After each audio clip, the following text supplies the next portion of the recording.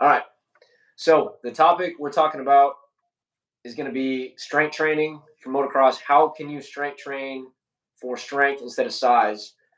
A couple things we need to talk about first is that strength training is absolutely something that should be part of your training program, because what most people don't know is that when you strength train, like, yes, your muscles get stronger, but so do your bones, your tendons, and your ligaments. They respond to that tension in the same way that your muscles do, and they actually get more dense and more resistant to injury. So obviously that's important because in motocross we tend to hit the ground pretty often, and if your body is strong, less likely to break when it hits the ground. Pretty crazy. Strength training also does not always mean bigger muscles. It can mean that, but it doesn't happen overnight, and it definitely doesn't happen by accident. If you've ever tried to put on size, I know some people in this chat have tried to put on size. It takes time, and it's definitely not as easy as you think, right? Like, it takes consistent effort. A lot of times, takes years, not just a couple of weeks. And so, people that think they're going to get too big on accident, they just don't understand, what it takes to actually get that big. So you're not going to get too big to ride. Have you guys ever gone to work out and then get home, look at yourself in the mirror and be like, dude, I'm jacked now? Probably not, right? Fitness and size comes on over a long period of time, especially if you've been training for a while, like we have. So don't be afraid of getting too big to ride. Another point that I want to mention real quick is that strength training by itself does not cause more arm pump. If you believe it does, obviously it's more likely the belief that's causing the arm pump more so than the actual strength training. The only way that strength training will increase arm pump is if you're doing exercises that are specifically designed to make the forearms bigger, like wrist curls. When you're just holding heavy weight, right, which is the only real way you're using your forearms when we work out, it's using what's called an isometric contraction, which basically means you're just flexing your hand. There's no stretching, there's no tension. It's all just kind of brute force gripping, and that's not a good muscle contraction for muscle growth, right? So it is really good for strength, and I think grip strength, we can all agree, is pretty important for motocross. So that being said, this is something that we're applying right now here at MTF. This is the current block that we're on. If you want to train strength without getting bigger, in general, you should structure your strength training like this. You do 2 days per week, hitting each muscle group twice per week has time and time again been shown to be the gold standard when it comes to maintaining muscle and strength. You can accomplish that by doing 2 full body days, or you can do upper lower 4 days out of the week, or you can do push pull legs, but that means you have to lift 6 times a week. So obviously we want to save most of our energy and time for riding, cardio, and strength training is not, the primary part of our program. So we prefer a full body split twice per week. This allows us to hit each muscle group twice per week, kind of hitting that gold standard like I was talking about. And then you also need to alternate between doing like a really heavy day for lower reps. You can go anything between 3 and 10. The lower, the less hypertrophy or the less muscle gain you're going to see. The higher, you'll see a little bit more muscle gain, which we do want some, because some of us could just, stand for a little extra muscle. And with muscle, generally strength comes as well. Just not, no one in the next 6 weeks is going to get so big that they have a problem. And then the other day you want is a speed day. So that's what we're going to do tomorrow. The speed day is lifting lightweight as explosively and fast as you can. Some examples of this might be clap push-ups, speed bench press, squat jumps for the hex bar or dumbbells, medicine ball throws, broad jumps, really athletic exercises that are explosive and very fast. The speed day is important because you're now training your nervous system along with the muscles, right? So you can be a little tired and a little sore, but you don't need as much help from your muscles because it's really lightweight. You're just trying to move it as fast as you can. Another example of when you're training the nervous system primarily is what we call newbie gains. So if someone doesn't have a lot of experience weightlifting, they will often see significant results in the first 6 to 8 weeks. But more often than not, they're actually pretty confused because they look the same. They see the strength going up, but they don't have any extra muscle. The number on the scale hasn't changed. And that's because you're training the nervous system. Your muscles are literally learning how to fire more efficiently and how can you better use the muscle that you already have to the max, right? And your body's also just getting more coordinated. Like it's getting better at working together as a unit. So you're becoming more athletic, stronger. Your body learns how to work together, and it's more about how do I use the muscle I have most effectively, instead of how can I get my muscles bigger so that I can then produce more force. So if you alternate really heavy strength days with light speed days, you will get stronger and more athletic without getting exercise. So, does anybody have any questions on that? Did we know that? So when you brought up the speed, and I know about this, but maybe others don't. You talked about bench press. So is that going to be just as fast as you can do it, up and down, or how does that work? So, even though it's speed, you only want speed for the concentric part. So, an example of that would be for bench press, you would want to go really slow on the way down, and then as soon as you touch your chest, you explode up. And like you're moving fast, but it's controlled, right? You don't want to be a goon. And has anybody seen that video where the guy takes like it's like a dowel or like doesn't have any weight, and he like bench presses it as fast as he can until he falls off the bench, and then gets up and pretends he's all wide and starts bumping into people. That's an example of what we don't want, right? So That guy's he's living on the edge, bumping into the guys he's bumping into. yeah, he's pretty lucky. I've seen it go wrong where they do like take a swing at him. I don't know. I wouldn't do that. I don't like getting hit in the face personally. So no, that's a good question. For everything, like even for the like hex bar jumps, you would slowly lower yourself down, maybe touch the plates or get to about 90 degrees in your knees, and then you explode up. You always want to be in control. Like speed does not mean sloppy. I think that's a big misconception that people have. Speed can be very controlled. Yeah. Did I see Simon in there? Yeah, you Simon, did. welcome. Davey Millsaps in the house, huh? What's up, Davey? Message retracted. Ryan Dungy, what'd you say, man? Sponge.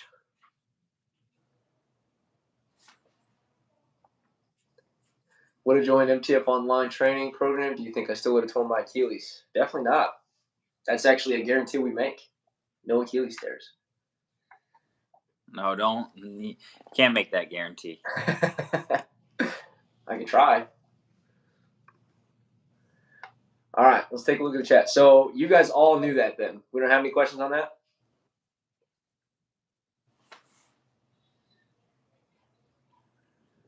Would you go off time or reps and sets? Cody has a question for you after. Does that look like a cougar, Cody? All right, going to Noah's question. So Noah, would you go off of time or reps? I would definitely go off of time, or sorry, reps, because when you use reps, I would go off of reps. When you use reps, it's like a fancy way of controlling time, right? So if I know that muscles respond best to 30 seconds of constant tension and stretch, the way that I would make sure I get to 30 seconds is by doing 10 reps. Or if 8 reps takes me 25 seconds, you go to 10, you're going to be at 30, right? So it's a fancy way. Same with like, you also, it's better for your tendons and your ligaments for you to go slowly. And one way that we control speed is by changing the weight, making it either heavy or lighter. If it's heavy, even though you may want to move it fast, you can't, right? So it's a way of controlling the speed of the bar as well as, just like the time under tension. Am I frozen on your screen too? Yes, you are. I thought you were just intently looking at me. You stand in the mirror and flex all the time like you're Ronnie Coleman? Good. You should. Good for self-esteem. Let's see. Cody, that's not a cougar. I don't know what that is, but it's not a cougar. It's a deer. It's a deer. Can you hear me at least? Yeah, I can hear you. Oh. I don't know. On my computer, you're not frozen. Either way. Hopefully you guys can't hear my baby crying in the background. She's awake for some reason. All right, so let's go through a couple more of these questions. Peyton had a question as well. Yeah, Peyton, would you do more reps, lighter weight, or less reps, heavier weight? So that's where it's going to depend on your goal. I wish I could share this photo I have of this set and rep range. So one thing you guys have to understand about reps is it's on a continuum. It's not black and white. So what it means to be on a continuum is the benefits of each kind of blend through. So if you're doing reps from 3 to 6, you're mostly going to get strength and power, but you'll get a little bit of muscle endurance and a little bit of hypertrophy. Now, if you go 8 to 12, you're going to get mostly hypertrophy, which is muscle gain, but you're still going to get some strength, some power, and some muscle endurance. And then anything over 20 reps or 13 to anything over 20 reps is going to be mostly muscle endurance. So for us, we go in training blocks. Like when we first come back, say we'll take right now, for example, after September, everybody's been off for a little while. So we go through what I call a GPP, which is general physical preparedness. In that block, we're going to work on regaining some strength, rebuilding our base cardio, and really just kind of setting ourselves up for later blocks. So we start with strength. We try to build our strength back up with the low to moderate reps and some of the speed training. And then we're going to transition from the speed training and the strength training into muscle endurance. So just by being stronger already, like if your max bench press is 300 pounds and I ask you to do 135, your muscle endurance for 135 is going to be really, really good because you're so much stronger than what that is asking of you, right? So it's the same thing of like if I ask you to do a 400-pound squat, that'd be pretty heavy. But if you can do a 400-pound squat and I say do as many reps at 200 as possible, you'll be able to last a lot longer than you would the 400-pound squat because you're so much stronger than what your body's asking of you for the 200-pound squat. I hope that makes sense. Let's see. What advice would you give to somebody who wants to get better at the whoops? It's pretty simple. You put your butt on the back fender and you twist the throttle wide open and pray. No, I'm just kidding. Brian, if you have anything to say. That's Deegan's mindset. Yeah. Hope you enjoy getting what advice the handlebars. Can you hear me or see me, or am I still frozen? I can hear you, can't see you.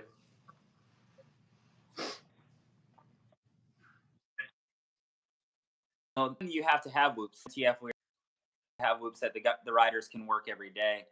The problem with getting better in whoops is not many tracks have whoops to practice, just because they're very hard to maintain and they get broken down and you have to rebuild them, daily or every other day. And if you don't keep moisture in them, you're kind of working with dry, clumpy dirt or cups, so it can make it a little bit more difficult. So you need whoops. It's just about confidence and consistency. The worst thing you can do is shut off or change in a set of whoops. So like anything, the more you get in them, the better you're going to get at them. A lot of confidence, and you can't just fake confidence. It takes time and reps with anything on a dirt bike, but especially whoops because they are one of the harder things. Yeah, then technique and everything's going to be important. You could talk about technique with the whoops, where your knees are, where your feet are, where your legs are, but you need all that, and you just need a lot of repetition in them, and that's why we have them actually on our outdoor track, so that our riders are able to get them in them a lot more and just get comfortable. Yeah, like TJ just said, faster you go, the easier whoops are. Yep.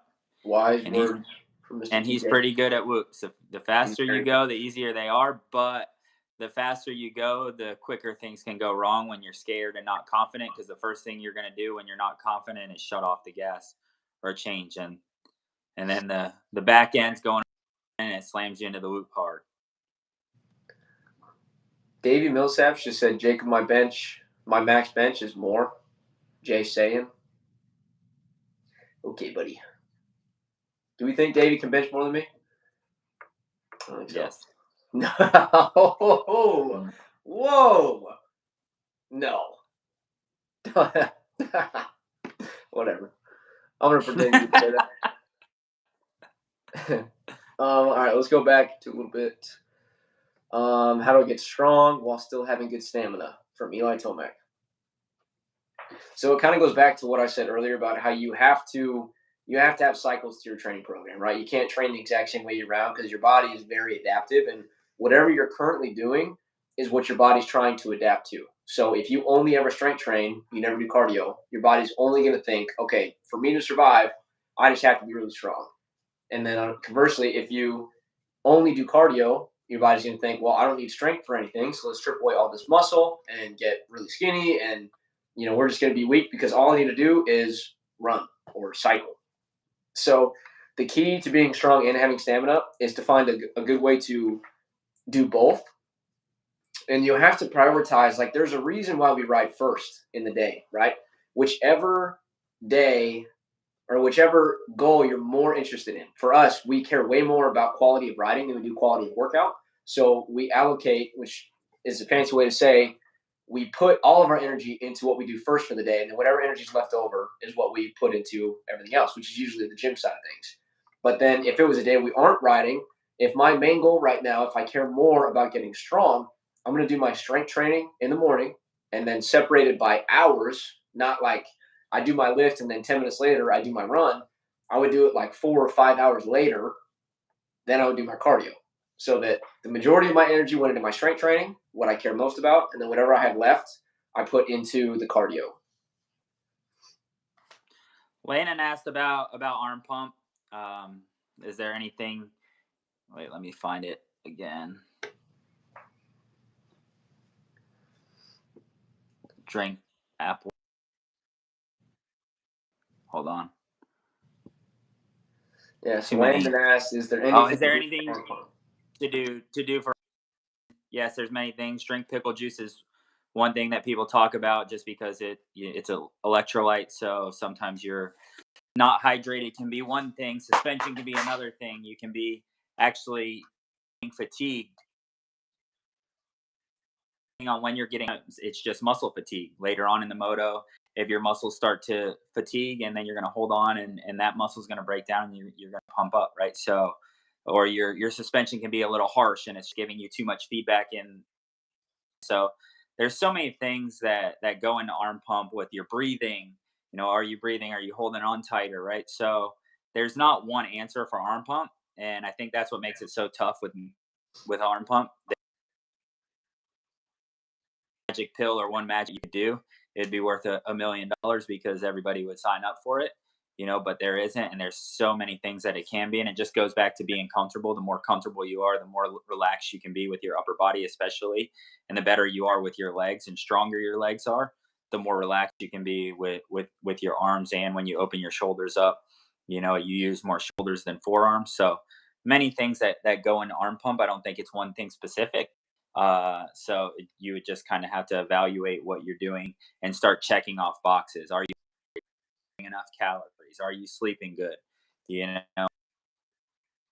So once you check off all the boxes, are you comfortable? Are you breathing? And then you can kind of pinpoint what it maybe is.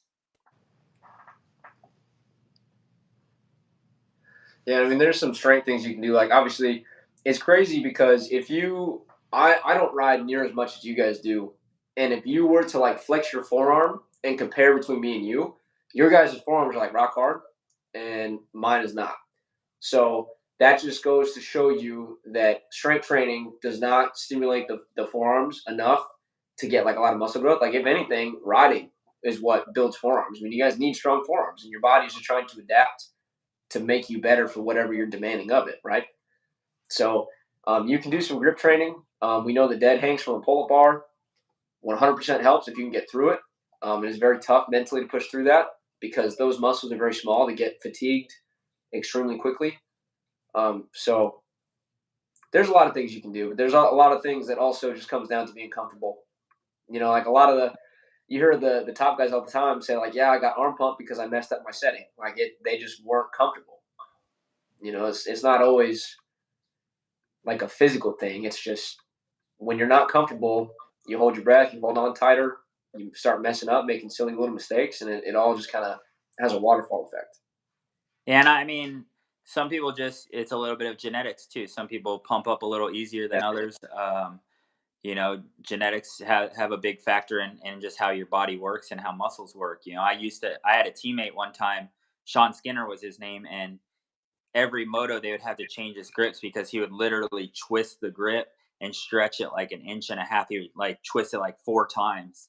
He was holding on so tight, but he had never had arm pump in his life, and he was strong as an ox. And you would talk to him about arm pump. He's like, "Is that when your like shoulders burn a little bit? Because I feel that sometimes." I'm like, "You have no idea."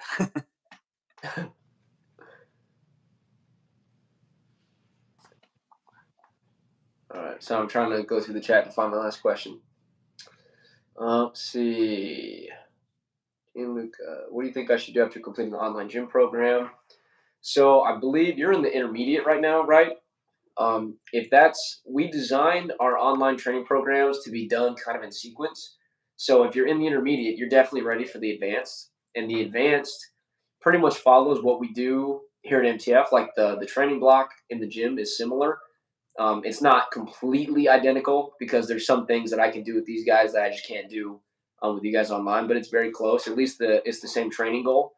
So I would absolutely consider signing up for the advanced online. Then you get access to these Q and A's because we're doing this publicly tonight, just kind of for fun, really. But usually these types of Q and A's where we just sit here and answer questions and we talk about training topics is something that we only offer for our MTF online members. So if that's something you're interested in, feel free to reach out to me. You can either text me on Instagram or even now, and I can get you whatever information you need and get you rolling in the advanced training. Let's see, where are we at? Cody Samples, would you say stamina or strength matters more? I mean, like, if you're, the problem is that there's no person out there, there's no coach, there's no athlete that says you need to be able to bench your body weight and then you're strong enough for motocross. There's no, even in like the NFL, they don't know if you can bench 400 pounds, you're strong enough to be a lineman. Like, there's no hard number of like you're now strong enough for your sport. So that's why it's tough to say that strength is more important. I think stamina, like motocross, you guys are medium distance endurance athletes, so they're both extremely important, just in different ways. I don't know if you could really pick one or the other, but if I had to pick one or the other, I'd say probably stamina is more important because I mean, raw strength is good just to make sure you don't get injured. And obviously, the bike's heavy, and the stronger you are, the easier it is to ride. But strength is not always like if you were exclusively strength training, you probably wouldn't have the endurance to do what you need to do. Yeah, and then again, building off of that, no matter how strong you are, no matter how much endurance you have when you're riding a dirt bike, if you don't breathe, you don't do the things that allow you to last amount of time, you can be strong as can be and hold your breath 3 or 4 or 5 and you're blown in 2 laps. Doesn't mean you're weak, right? So there's many factors that sometimes make you feel weaker than you are, or maybe that your cardio isn't as good as it is when you start doing certain things on a bike. Sometimes goes back to uh, um, being nervous, not being comfortable. A lot of times after races, I think is a big time we see you guys as riders sometimes question things that you do in the gym, or you need more cardio. I need more cardio. I got tired, but a lot of that sometimes has to do with nerves and what you did when you were racing, right? Holding on tighter, not breathing as effectively as you should. So no matter how good of shape you're in, your body's not going to be able to do it. Yep. And Noah, I missed Noah's question. What's the best type of exercise for a motocross rider? You can interpret that question a couple different ways. So I'm going to go with the way that I interpret it. And you're asking, like, in the gym, what's the best type of exercise? Or maybe you mean between like strength training and cardio. So for strength training, the best type of exercise for motocross riders will be whatever mimics the same body movements, like that you see on the dirt bike. So, for instance, we work a lot with horizontal push and horizontal pull. That'd be with your arms moving front to back in the horizontal plane. Anything that deals with the hip hinge, like RDLs, anytime that you try to push your weight back to get ready for whoops or rollers, or when you're about to case a jump, anytime you're pushing your butt back and keeping your back flat, that's just a hinge. And then also squats are in there for, again, rollers or anytime you're working your legs. So that's why you don't see us doing things like bicep curls or like overhead tricep extensions. or any type of isolation work. We really do more full body compound movements that are directly in line with what we need to be strong on the dirt bike. And then the best type of exercise for a motocross rider, really, if I had to pick one thing for a motocross rider to do, it would be to ride. It's impossible to replicate what you're doing on the bike. And I tell people all the time, like as the gym trainer, I wish that I could say that all you need is my program and you'll be good to go. But it's just not. It's just not the case. If you have a perfect gym program, you still only have half a program. You need to be in good shape off the bike, but you also need to put in the seat time to be able to be, strong and efficient, have good endurance, and you just can't cheat seat time. Nothing you can do about it. Let's see. How many times a week should I go to the gym? That's a good question.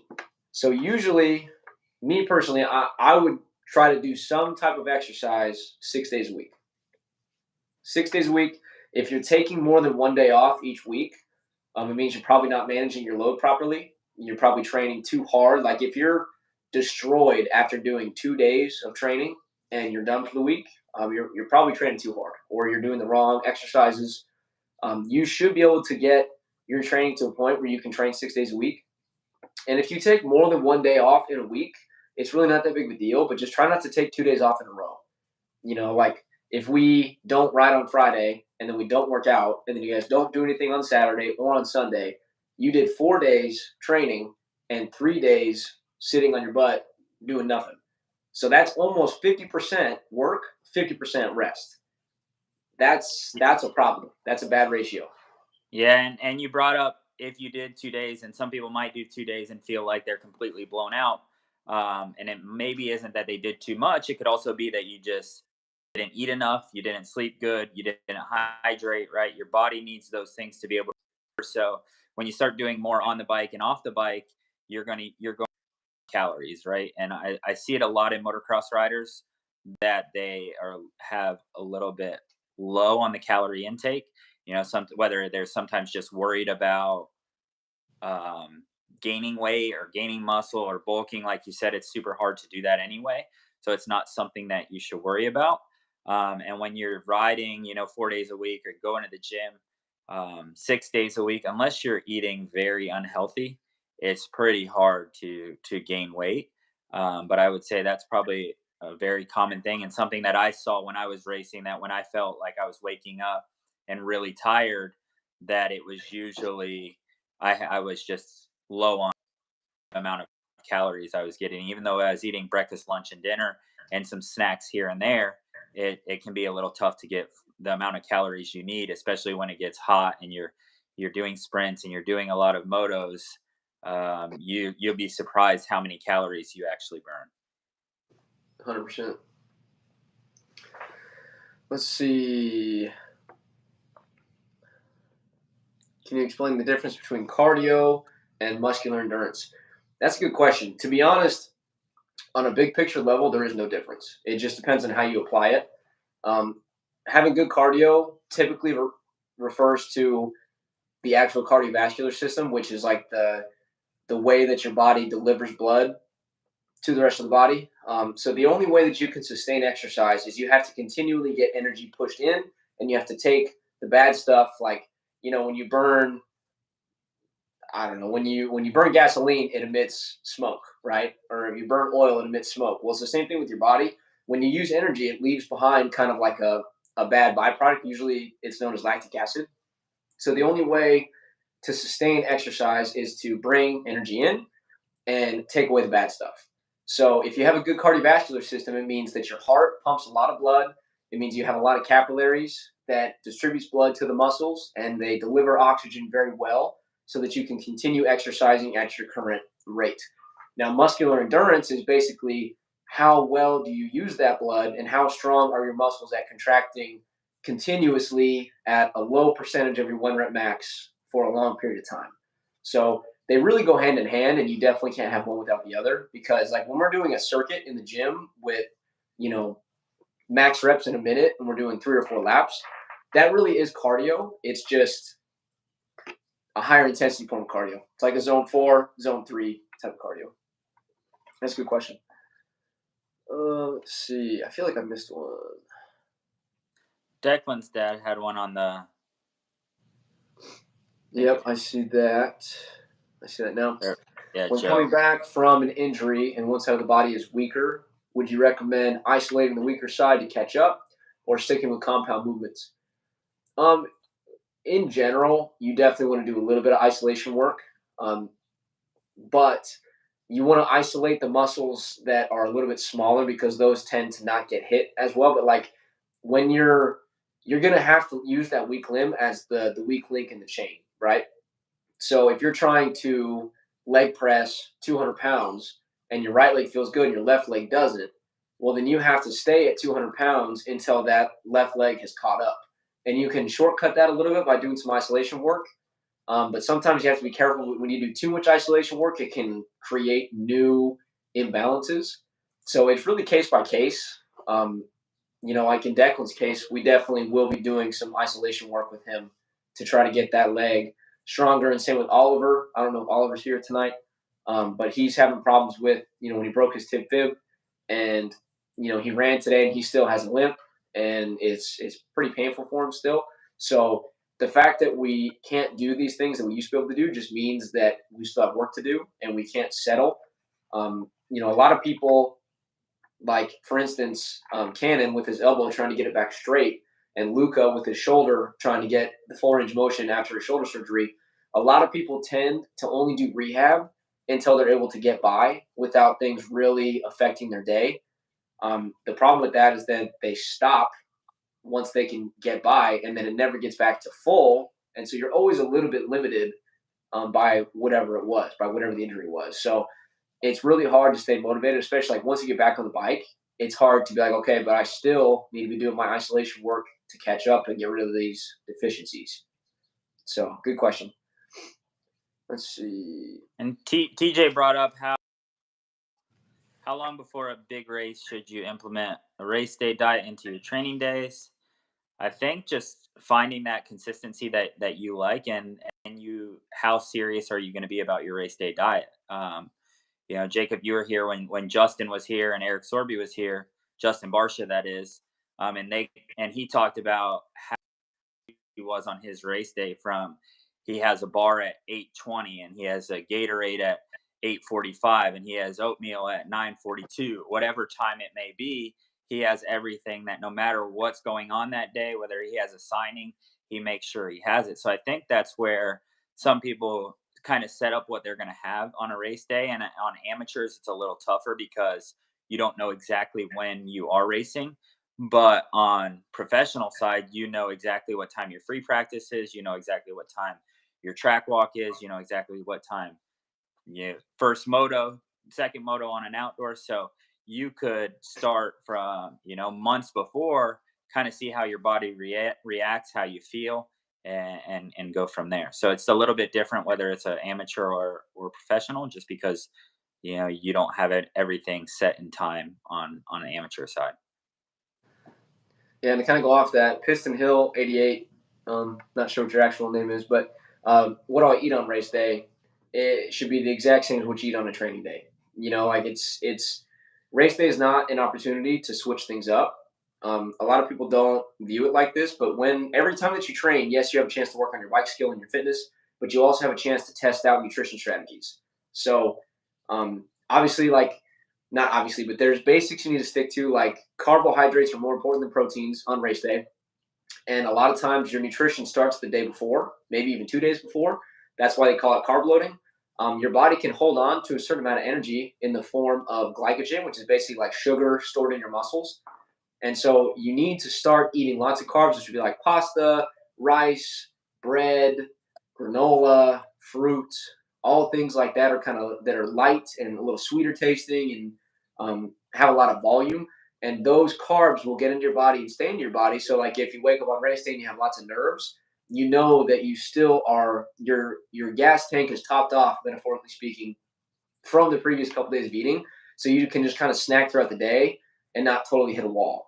Now, of course, you should be trying to eat more food throughout the day. And a lot of times, especially if you struggle with nerves, I recommend doing smoothies or liquid calories because you can just kind of sip on it. Sometimes it's the act of chewing that makes it feel so difficult, and our mind is just in other places trying to think about the race. So liquid calories are great on race day. Stick to things that are light, granola, fruits. You can do some nuts, just like go easy on the peanut butter, go easy on the protein shakes, go easy on the chicken breast. If you can get things like rice, pasta, bread, toast, make things that are light, they don't upset your stomach, and eat as much as you can and still be physically comfortable. I try to stay away from the carbonated drinks because they say that the carbonation is what like gives you stomach cramps and it makes you feel really crappy on the line. Um, so as long as Yeah, you do those kind of things, you'll be all right. and like you said, the most important thing is to try it before. Don't try new things on race day. If you have something as that is absolutely perfectly healthy and your body should work great with your body, but for whatever reason your body kind of rejects it. I had a lot of sports drinks that didn't work well with my body, and it would actually give me the craps. So if I tried to change the sports drink, on race day, then there's a good chance I was going to the bathroom way more. And at an outdoor national, I'm definitely going to be dehydrated, right? So I see a lot of riders do, even before Loretta's, they're like, "Oh, what about this? I mean, what do you think about this?" And I'm going to do liquid IVs here, and I'm going to do this. If you've never done it before, it could kind of shock your body if it's not used to it, and make your body really react in a negative way and cause you to perform bad. So I think no matter what you're going to do on a day, you need to try it, and have something that you kind of stick to that works for you. And what you said too, don't just say, "Oh, I get nervous and I can't eat on race day." You've got to find something to work, because if your body's used to getting those calories and you kind of just go away from it, you're probably not going to perform like you normally do. Your brain's not going to work as good. Your reaction time's not going to be as good. So many things. Your performance isn't going to be, most likely isn't going to be as good consistently if you're not giving your body what it's used to getting. Greg asks, "Is pasta good for dinner?" Yes. Ethan, ooh, Ethan joined us. Took a break from old ET3. How do I get more calories into me without feeling heavy while riding? Well, basically, you don't try to bulk around when you're riding. Don't be loading up and then going to ride. It's not going to work. So you got to either have a big breakfast at least 2 hours before you ride. And if you're struggling getting a lot of calories, you can get mass gainer shakes that have 1,500 calories. You just got to drink it. It's not ideal, but it's a good way to get a lot of calories in. Because usually, like if you've ever heard weight loss advice, where they say number one thing is don't drink your calories. If you're trying to gain weight, you want to go the exact opposite route of that, right? The more you can drink your calories, the more you get calories in without feeling like you're eating so much food. And then, rule number one is just don't do it in between motos. Don't do it within 2 hours before you ride. 2 hours before you ride, at least, so your body has time to digest, get rid of what it doesn't need. And then as soon as you're done riding, you go straight back onto the calories. That's what I'd recommend. Let's see. Been great so far, dedicating everything I have this last month. That's awesome, man. I love to hear it. Fede, we already got that. Jackson, would you do more cardio than strength training when you're training for a race like Loretta's? It depends on what part of the preparation you're in. I personally would like to see some strength training like 3 months out. And the closer you get, the more you want to transition to more muscle endurance, more cardio, just because that's kind of the way that you peak, right? I think it's good to check in with strength training every once in a while. Like a few times a year, we'll really hit a strength block hard. But as you get closer to races, strength is less important. Like our sheer numbers, like you guys will hit a strength training session like once every other week just to maintain. But definitely, I care more about endurance, and I do feel that it's closer to the demand of riding. So for sure cardio, but I would basically Gregory James Gordon's not me. Who is that? You guys are so weird. You know that? Um, I would say for strength training, it just wouldn't be strength focused. It would be more endurance focused. Um, Tiger Tiger asked, "What are some key things to work when switching from a two-stroke to a four-stroke?" You're definitely a bit of a weight difference, so you're gonna have to, you know, build up a little bit of bike strength just switching from the bigger bike. Even if you're stronger off the bike, you're going to need to adjust and get a little bit of time to get a little stronger with that bike, because it's going to be a little bit more weight. That weight is going to be distributed a little bit more. Engine brake, you're going to have a lot more engine brake depending on your engine builder, because you can actually set your bike up not to have as much engine brake on a four stroke. So depending on who's doing your engine, stock motors are obviously going to have just a consistent amount of engine brake, but it's a lot more than a two stroke. So you're going to feel that when you're going to braking or shutting off the power. So the longer you're just off the power, the bike's going to slow down a lot more on its own. And then, being in that higher gear and where you're not revving as much, two strokes create bend, where four strokes create a lot of power still in the mid stroke, so they'll pull a lot better in a taller gear. They'll work better. So just some little things. You don't want to be bouncing off the rev limiter, because when you shut off, that's going to throw a lot more weight in a different area. So just play around with the gears, play around with how much throttle you use on the start as well, because some bikes will four stroke, some riders will have a lot lower RPMs and some like higher RPMs. There's no right or wrong way. I've seen great starters on both ends of it, where on the two stroke side, you usually have to have higher RPMs to get that bike to pull, where it's a little bit different when you get on the four stroke. Love it. David Millsaps said, Jaco, I love your style of workouts and how you teach everyone so many things, and you don't just show people, you explain a lot of things. Thank you, Davey. Means a lot. Let's see, we got TJ Dakota. What foods, hydration products do you recommend on race day to not feel heavy and sluggish? Whatever you like to train with, man. We use Hammer. I like Bear Performance Nutrition. I think their products are really good. I know that Jordan Smith just started using them. He really likes it. I'm actually going to reach out to them and see if they would do some type of ambassador program with us, or give us discount codes or something, because I use their products. I really believe in them. Hammer is pretty good. I think that Hammer is a little bit diluted, meaning like you have to do a lot of scoops. For instance, like one scoop of Heat has like 110 calories and like 60 grams of sodium. Whereas the Bear Performance Nutrition stuff, if you're doing a hydration mix, it has one scoop, has 500 milligrams of sodium and no calories. So there's pros and cons to everything. I would try both of those products. We like Hammer, we like BPN stuff, which is Bear Performance Nutrition. Those are my personal recommendations. And again, just like stay away from the protein. No protein on race day unless you want a little bit just to settle your stomach. Protein is not going to be used as energy. I can promise you it's going to be the last thing your body goes to. So if you're feeling tired, and this kind of goes back to your question also, Blake, what foods to eat when I'm feeling unenergized before motos or gym. You guys want to stick to carb-based foods, things like fruit, granola bars, things that are light, they're easy to digest. You don't want, like, anytime you introduce fat, which would be like if you do toast with avocado, or when you do, peanut butter on celery, peanut butter on fruit. Anytime you introduce fat, it slows down your digestion, which just means it's going to take longer for the calories to get into your bloodstream and give you that energy boost. So, hope that helps.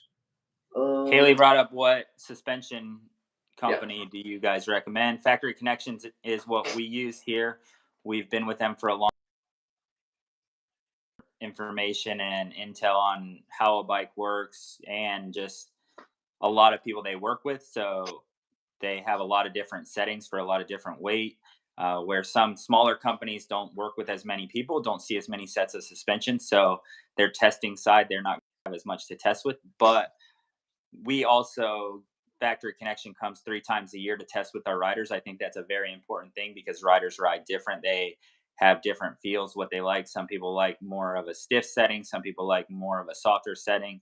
So just if a company isn't able to test with you, it's hard for them to learn those things about you when they can actually see how you ride, see how the bike works, and you give them a little bit of feedback. That's going to be a huge determinant way I would go as a rider. If you can get a company that kind of works with you,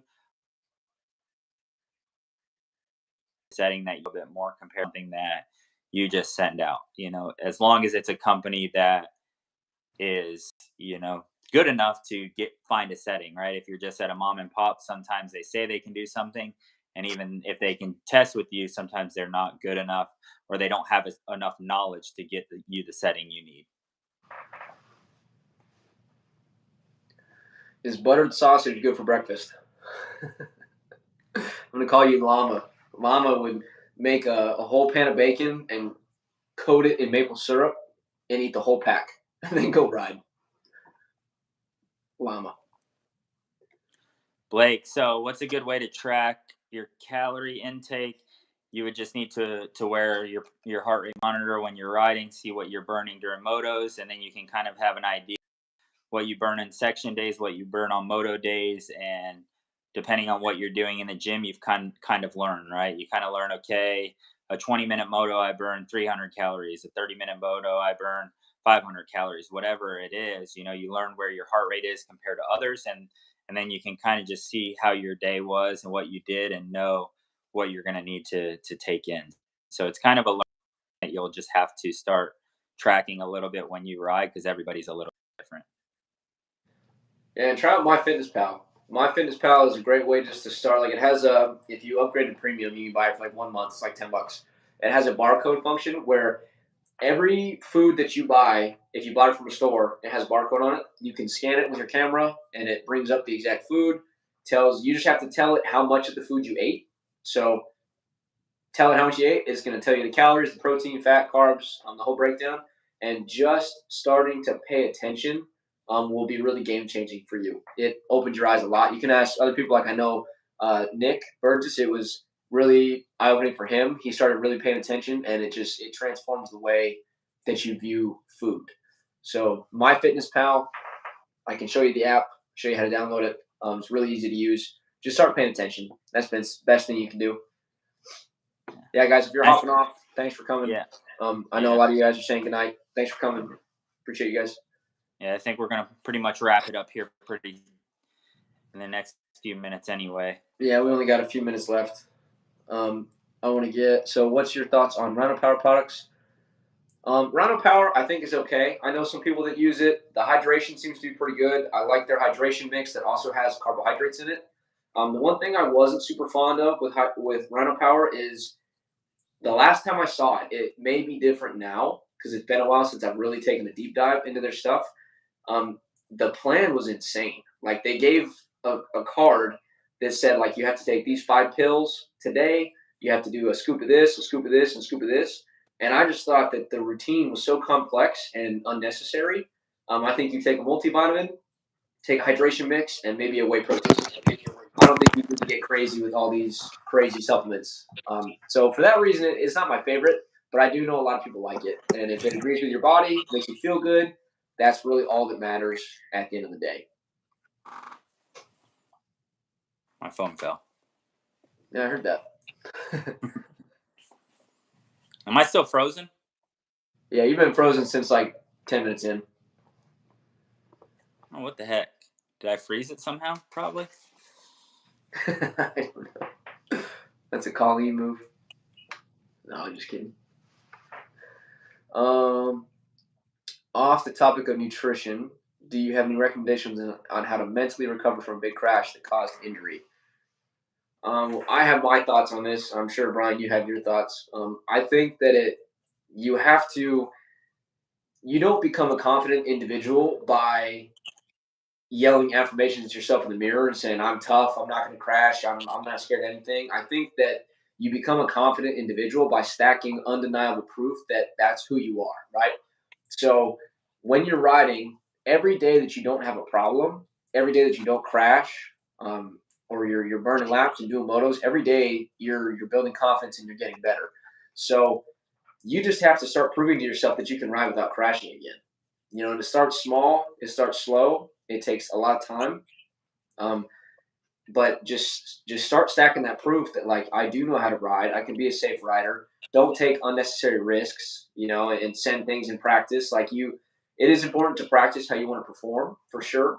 But on a day where the track's getting chewed up and you're getting a little bit of arm pump or you're getting really fatigued and you have the choice to either stay safe and back it down and live to train another day, or you decide to send it and end up having a problem. Obviously, one is better than the other. Racing is its own situation, but you have to start stacking proof. Prove to yourself every Yeah. day that you can do it without getting hurt. And over time, you'll forget. You'll forget that you even got hurt. And I think every individual is a little bit different how they come back. Some are think a little bit more, and they need that. You're not going to lie to that person. They're not going to tell themselves. They're not going to see somebody that tells them to tell themselves they're the best and they're never going to get hurt again and they're just a badass. So, and then there's people that just don't need anything and they come back quick. So I think what you said, it's that repetition, it's that time, it's that consistency. Every lap, every time you hit that jump again, that maybe you had a little bit of doubt, it just gives you a little bit more confidence, and you're going to become a better rider, a more confident rider. You can't replace time, yeah, or time on the motor. Yeah, 100%. Um, Todd is asking, would you recommend 3 meals a day or 5 to 6? Honestly, all I care about is at the end of the day, like when you're just getting started with nutrition, focus on hitting your daily totals. Pick your calorie goal, your protein, your carb, your fat. Mainly just your protein and your carb. Fats, I just kind of let fall wherever it falls. And then eat however many meals make sense to you. So if you count a meal as 400 calories in between motos, you can have as many meals a day as you want. For most people, it just fits the traditional work life structure where you have time to eat before work, you have a lunch break, and then you eat dinner before you go to bed. So 3 meals is just kind of arbitrary. It doesn't really matter. It's based on your lifestyle and what works for you. Yeah, and I More think meals as just means they can be smaller. They don't have to be so light or so heavy. Excuse me. yeah, and usually once you start training, as long as you're eating somewhat healthy, it's usually three main meals and snacking throughout the day. Pretty much, almost every break, you're getting some type of snack. Depending, and it could be 300 calories, it could be 400 calories. Because on the riders are probably burning 3,500, 4,000 calories. Yep, absolutely. All right. Looks like that's going to be a wrap. Guys, if you're not part of the MTF online training and you want access to stuff like this, I put a link in the description. Check out the online training. We really believe in our training programs. Obviously, we see proof every day. It's the same training concepts, the same track training schedules that these guys get when they're here with us full time. So check the link in the description. Check out our online training. Feel free to email or message us on Instagram if you guys have any questions, or we can even book a phone call. And I think we'll wrap it up. Thanks so much for all the questions, guys. It was a lot of fun. A lot of fun answering them. All right, see you guys. Good night. See you guys.